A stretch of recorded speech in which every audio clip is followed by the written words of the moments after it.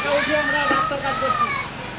আমাদের পঞ্চায়েত সমিতির মেম্বার সিরাজুল ইসলাম তিনিও কোনো কাজ করেনি। আমাদের এমএলএ ইমানুল বিশ্বাস তিনিও কোনো কাম করে দেয়নি আমাদের। আমরা নিজে টাকা উঠিয়ে আমরা কাজ করছি আমাদের রাস্তা। রাস্তা কতদিন ধরে খারাপ হয়ে আছে? রাস্তার অবস্থা প্রায় মোটামুটি একেবারে 3 মাস থেকে, আর আগে বছর আমরা খুব কষ্ট করেছি, এবারও 3 মাস থেকে একবারে খুব কষ্টে আছে। আচ্ছা, এগুলা কে ফেলছে, কার খরচ?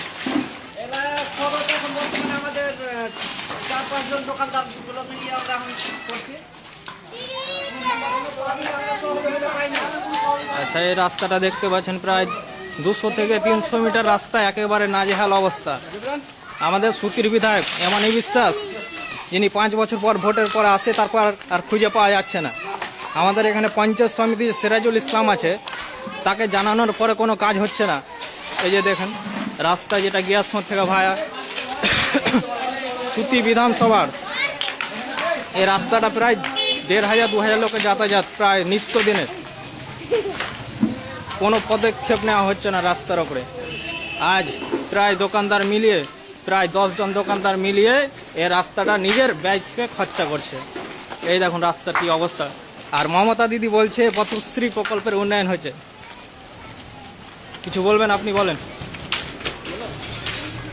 এই দেখুন রাস্তার কি অবস্থা। আপনি কি কিছু বলবেন? আমরা বিডিও অফিসেও আমরা দরখাস্ত জমা দিয়েছি, তবু কাজ হয়নি কোনো। এই যে দেখুন রাস্তার কি অবস্থা, প্রায় 200 থেকে 300 মিটার এরকম অবস্থা খারাপ।